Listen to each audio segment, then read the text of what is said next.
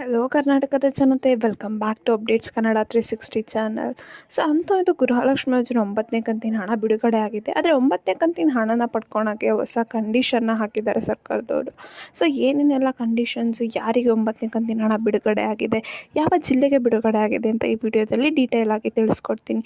So ಬನ್ನಿ, ವಿಡಿಯೋನ start ಮಾಡೋಕ್ಕಿಂತ ಮುಂಚೆ ನೀವೇನಾದರೂ ನಮ್ಮ ಚಾನಲ್ಗೆ ಸಬ್ಸ್ಕ್ರೈಬ್ ಮಾಡ್ಕೊಂಡಿಲ್ಲ ಅಂದರೆ ದಯವಿಟ್ಟು ಚಾನಲ್ಗೆ ಸಬ್ಸ್ಕ್ರೈಬ್ನ ಮಾಡ್ಕೊಂಡು ವಿಡಿಯೋನ ಆದಷ್ಟು ಶೇರ್ ಮಾಡಿ. ಈ ವಿಡಿಯೋಗೆ 100 ಲೈಕ್ಸ್ನ ಪಡ್ಕೊಳಕ್ಕೆ ಹೆಲ್ಪ್ ಮಾಡಿ ಅಂತ ಕೇಳ್ತಾ ವಿಡಿಯೋಗೆ ಲೈಕ್ ಕೊಟ್ಬಿಟ್ಟು ವಿಡಿಯೋನ ನೋಡಿ. ಏನು ಗೃಹಲಕ್ಷ್ಮಿ ಯೋಜನೆಗೆ ಸುಮಾರು 1.2 ಕೋಟಿಗೂ ಅಧಿಕ ಮಹಿಳೆಯರು ಅರ್ಜಿನ ಸಲ್ಲಿಸಿದ್ದಾರೆ.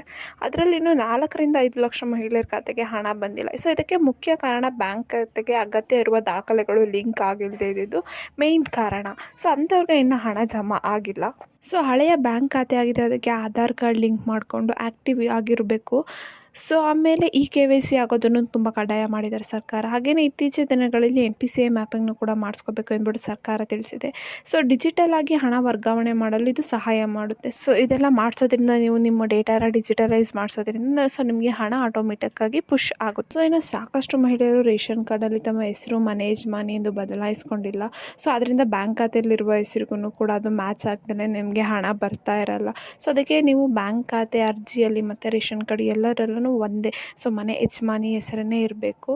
ಮತ್ತು ಗೃಹಲಕ್ಷ್ಮಿ ಯೋಜನೆಯ ಹಣ ಫಲಾನುಭವಿ ಮಹಿಳೆಯರ ಖಾತೆಗೆ ಬರದೇ ಇರಲು ಇಷ್ಟು ಕಾರಣ ಆಗಿರುತ್ತೆ.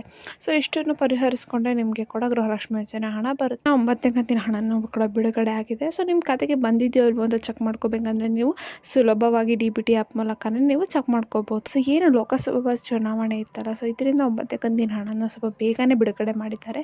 9ನೇ ಕಂತಿನ ಹಣನ ಹಂತವಾಗಿ ಬಿಡುಗಡೆ ಮಾಡಿದ್ದಾರೆ ಸರ್ಕಾರದವರು. ಸೊ ನಾನು ನೆಕ್ಸ್ಟ್ ವಿಡಿಯೋದಲ್ಲಿ ಯಾವ ಜಿಲ್ಲೆಗೆ ಹಣ ಬಿಡುಗಡೆ ಆಗಿದೆ ಎಂದು ಒಂದು ಲಿಸ್ಟ್ ರಿಲೀಸ್ ಮಾಡಿದೆ ಸರ್ಕಾರ. ಇದ್ರ ಬಗ್ಗೆ ಡೀಟೇಲ್ ಆಗಿ ತಿಳಿಸ್ಕೊಡ್ತೀನಿ. ಸೊ ಮೊದಲನೇ ಹಂತದಲ್ಲಿ ಸರ್ಕಾರದವರು ಸ್ವಲ್ಪ ಜಿಲ್ಲೆಗಷ್ಟೇ ಹಣವನ್ನು ಬಿಡುಗಡೆ ಮಾಡಿದ್ದಾರೆ. 2ನೇ ಹಂತದಲ್ಲಿ ಇನ್ನಷ್ಟು ಜಿಲ್ಲೆಗೆ ಮಾಡ್ತಾರಂತೆ. ಸೊ 2ನೇ ಹಂತದಲ್ಲಿ ಅದನ್ನು ಮೇ 1st ವೀಕಲ್ಲಿ ರಿಲೀಸ್ ಮಾಡ್ತೀವಿ ಅಂತ ಹೇಳಿದ್ದಾರೆ. ಸೊ ಇದ್ರ ಬಗ್ಗೆ ಎಲ್ಲ ಡೀಟೇಲ್ ಆಗಿ ನೆಕ್ಸ್ಟ್ ವೀಡಿಯೋದಲ್ಲಿ ತಿಳಿಸ್ಕೊಡ್ತೀನಿ. ಸೊ ಈ ವಿಡಿಯೋ ನಿಮಗೆ ಇಷ್ಟ ಆಯಿತು ಅನ್ಕೊತೀನಿ. ಇಷ್ಟ ದಯವಿಟ್ಟು ಚಾನಲ್ಗೆ ಸಬ್ಸ್ಕ್ರೈಬ್ನ ಮಾಡಿಕೊಂಡು ವಿಡಿಯೋನ ಆದಷ್ಟು ಫಲಾನುಭವಿಗಳಿಗೆ ಶೇರ್ ಮಾಡಿ. ಏನೇ ಪ್ರಾಬ್ಲಮ್ ಇತ್ತಂದರೆ ಕಮೆಂಟ್ನ ಹಾಕಿ. ಧನ್ಯವಾದಗಳು.